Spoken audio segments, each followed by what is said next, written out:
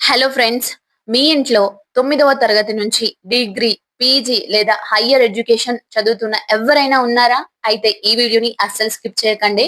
ఎందుకంటే SBI foundation నుంచి 15,000 నుంచి 15 lakhs వరకు స్కాలర్షిప్ అందించే SBI platinum Jubilee ASHA scholarship 2026 applications ప్రస్తుతం ఓపెన్ లో ఉన్నాయి.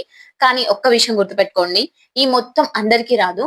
మీరు ఏ కేటగిరీలో అప్లై చేస్తున్నారో దాని ఆధారంగానే స్కాలర్షిప్ అమౌంట్ ఉంటుంది. ఈ వీడియోలో ఎలిజిబిలిటీ మాత్రమే కాదు, చివర్లో అఫీషియల్లీ వెబ్సైట్ లో అప్లికేషన్ ఫామ్ లో స్టెప్ బై స్టెప్ ఫిల్ చేసి కూడా మీకు ఎలా మీరు ఫిల్ చేయాలో నేను ఇన్స్ట్రక్షన్స్ ఇస్తాను. కాబట్టి చివరి వరకు చూడండి.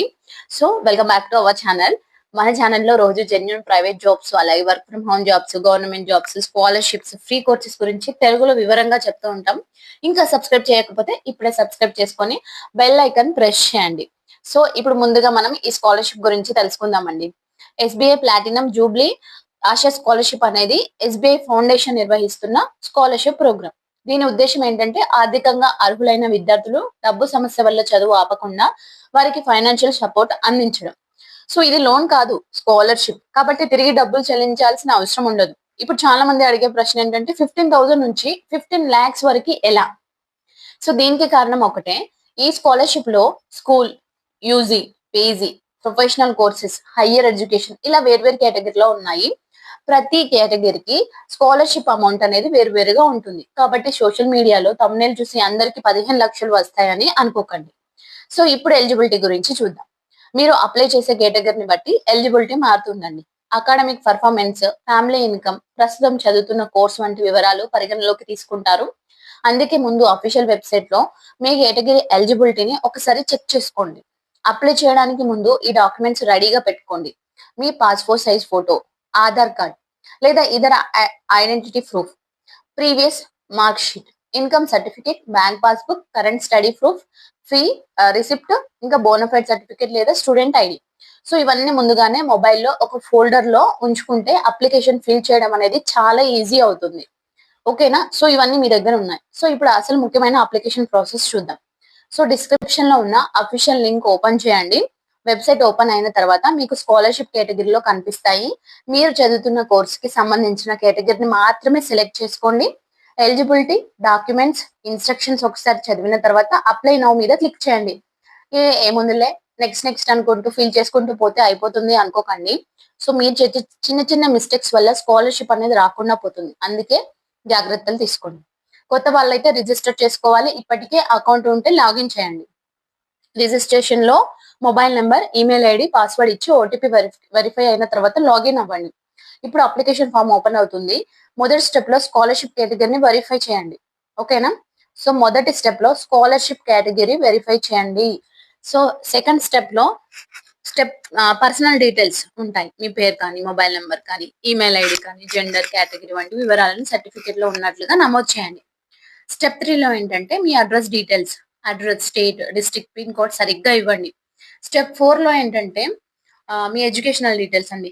కాలేజ్ లేదా స్కూల్ పేరు, కోర్స్ కానీ, previous marks, current academic details fill చేయండి. మీకు క్లియర్ గా అర్థమవుతుంది ఇక్కడ చూస్తే.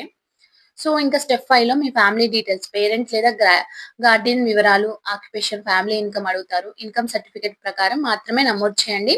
ఇంకా సిక్స్త్ స్టెప్ లో రిఫరెన్స్ డీటెయిల్స్ ఉంటే అడిగిన విధంగా ఫిల్ చేయండి.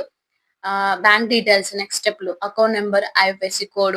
సో 2-3 టైమ్స్ చెక్ చేసుకొని సబ్మిట్ చేయండి. స్కాలర్షిప్ అప్రూవ్ అయితే ఆ అమౌంట్ అనేది మీకు ఆ అకౌంట్ లోకే వస్తాయి. కాబట్టి క్లియర్ గా, డీటెయిల్ గా, ఓపికతో ఫిల్ చేయండి.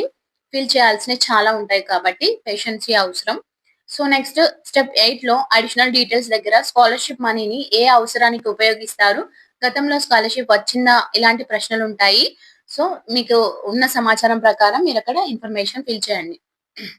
నెక్స్ట్ ఇక్కడ డాక్యుమెంట్స్ అన్ని అప్లోడ్ చేయాలండి. స్టెప్ 9 లో అంటే మీ photo, identity proof, income certificate, bank passbook, mark sheets, ఇంకా ఫ్రీ రిసిప్ట్, ఇంకా బోనఫైడ్ సర్టిఫికేట్స్, ఇలాంటి డాక్యుమెంట్స్ అన్ని క్లీన్ గా అప్లోడ్ చేయండి.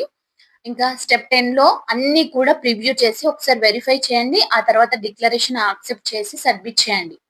ఓకేనా ఫ్రెండ్స్? సబ్మిట్ చేసిన వెంటనే వచ్చే అప్లికేషన్ నెంబర్ లేదా అక్నాలెడ్జ్మెంట్ ని స్క్రీన్ షాట్ తీసుకొని సేవ్ చేసుకోండి. ఓకేనా? సో ఇప్పుడు 3 ఇంపార్టెంట్ టిప్స్ చెప్తాను. స్టెప్ 1 ఏంటంటే, సో మొదటి టిప్ ఏంటంటే చివరి తేదీ వరకు వెయిట్ చేయకండి. ఇప్పుడే అప్లై చేసుకోండి.